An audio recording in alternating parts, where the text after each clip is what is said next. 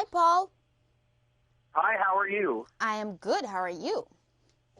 I'm doing perfect. Now, I saw this movie and just was kind of blown away by it. It's so awesome, and I'm wondering, a lot of longtime Michael Bay fans were a little bit pleasantly surprised that it was kind of different than his other movies, but still kind of stuck to what he does best.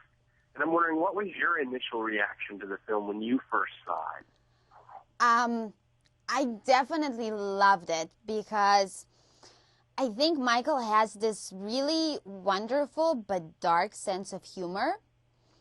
And when I saw one of the first cuts, it really just jumped out from the screen, and it definitely had his signature all over it, and visually the film is stunning. And that was one of the few times that I wasn't absolutely cringing at my performance, and I give all the credit to Michael. That's funny. Now, you say he has a dark sense of humor. Did it ever go over a little bit over the top on set as far as the material that kind of didn't get into the movie, or are we seeing the true vision there on screen? I think you're absolutely seeing the true vision. I mean, when we worked with Michael, he did let us also improvise a lot and kind of sometimes push the characters to the extreme. Some of those takes made it, some didn't. But I think what he was planning for, he absolutely went for it. And I think it definitely paid off, because what's important to remember in this film, it is a true story. It is based on a true story. And most of the craziest parts that you see in there are the true stuff. The things that were changed were the more minor things. So I think, he couldn't go any more or any less, because this is what happened. It's funny. Now, when you talk about improvisation, I'm wondering, were you ever in the middle of a scene and just a moment naturally comes out of that scene that kind of maybe shocked you or took you back, and you're like, wow, we're really going to this place right now? Absolutely. First of all, the way Michael works, he works very fast. So in a way, as an actor, you're forced to be in the moment, because you don't have this time of over-rehearsed and, getting stagnant in the scene. You're aware, you're in it, you're excited. So definitely a few moments that happened. One of the moments that jumps to my head right now is when we're doing the neighborhood watch. And, my character is going to pretend to be the victim. And, I just really went with her, and we went with some crazy lines about the little pig in a blanket descriptions. And, then when she jumps up, she goes, ta-da!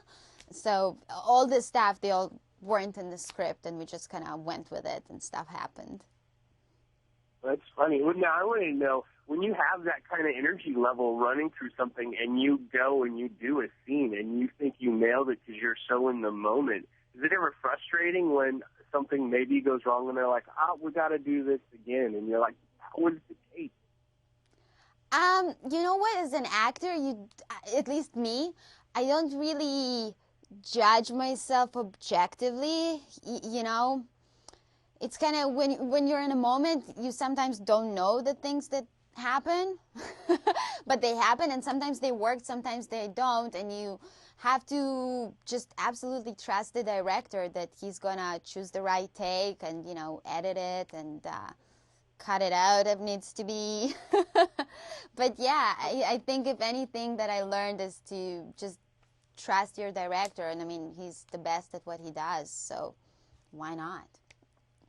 Well, that brings up another interesting question, is when you finally sit down to watch the movie and you're watching yourself, are you ever surprised you're taken back that maybe there was a moment you forgot about or something in the background that you had no idea was going on, and you were like, this is way more brilliant than I could have imagined in my mind when I was there in the moment? Well, definitely. Just, Michael's eye, first of all, I think he shoots women amazing. I don't think I'll ever look this good as I did in this movie. So that definitely was a little like, whoa, that's me. But also, the way he shoots, just the way the camera moves, and it just punches all the jokes when they need to be punched up. Or, I watched the movie now at least 8 times, and each time I watch it, I find a new nuance and a new thing that I didn't notice before, and everything just makes sense and it flows. So, I mean, I'm in love with this film. Well, that's funny. And I like that you bring up the fact that you look so good in this movie, because one of the things Michael's known for is just not only picking the sexiest person for the role, but he goes and does like the whole thing where he finds not only the sexiest person, but the most talented, the most intelligent. Carry on, yes. What was it? I said he does the full rounded character where he doesn't just look for the sexiest person. He looks for also the most talented and most intelligent and most interesting person. And that makes me wonder what exactly an audition process is like with Michael, sort of what kind of paces he puts you through in the audition to find somebody for each role that is just so well attuned to that character for what he needs. Well, first of all, thank you. That was probably the thing that blew up my ego the most today. But, the audition with Michael, I think he really knows what he wants. And he really kind of sees the character in his head. And when I came and read, it was already a callback when I came in.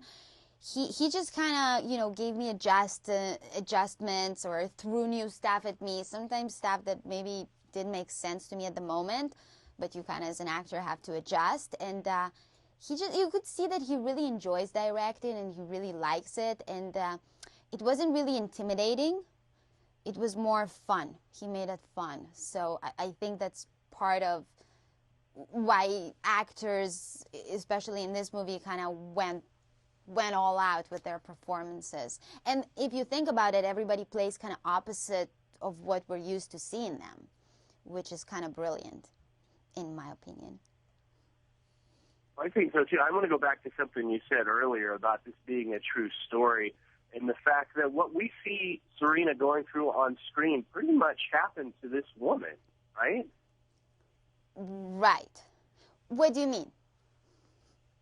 Well, I mean, your story about being locked in the trunk, that didn't deviate too much from the real story, even as unbelievable as some of that stuff is. Oh, absolutely, yeah. She was smuggled into America in somebody's trunk of a car.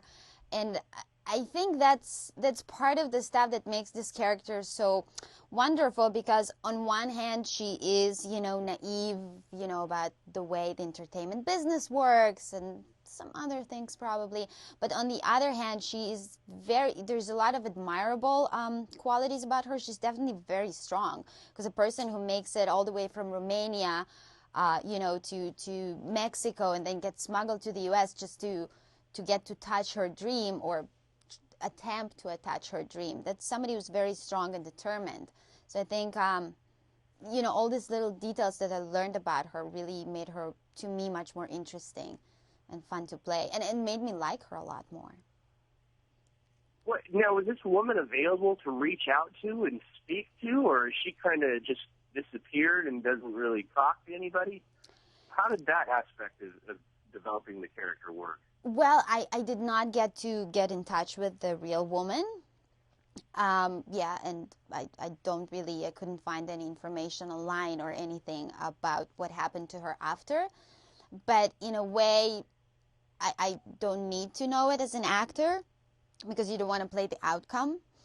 But I really hope for her that, she's living the life that she wanted to live, with a nice family. And I really like her. So I really hope things worked out for her. Now, one of the last questions I'll ask you is there any extras featuring you on the disc, on the Blu-ray that's coming out today? You know what? I wish I knew, but I still didn't watch the DVD. Wah, wah, wah.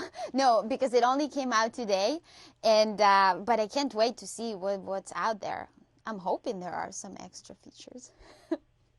Well, I was going to say, you must be excited then to go home and watch the DVD later tonight, especially if it's one of your favorite movies. Yeah, and especially that I'm on the cover. Hello? How exciting is that? That is pretty exciting, actually, because you weren't on the poster. That means that you really resonated with the audience, I would think, if they're like, well, we got to put her on the Blu-ray cover. I don't know what made them do it, but thumbs up. I'm all for it. I'm gonna like buy 20 of them and just keep them forever. Yeah, well, definitely. Well, thank you so much for coming on and chatting with us a little bit about the movie. Thank you.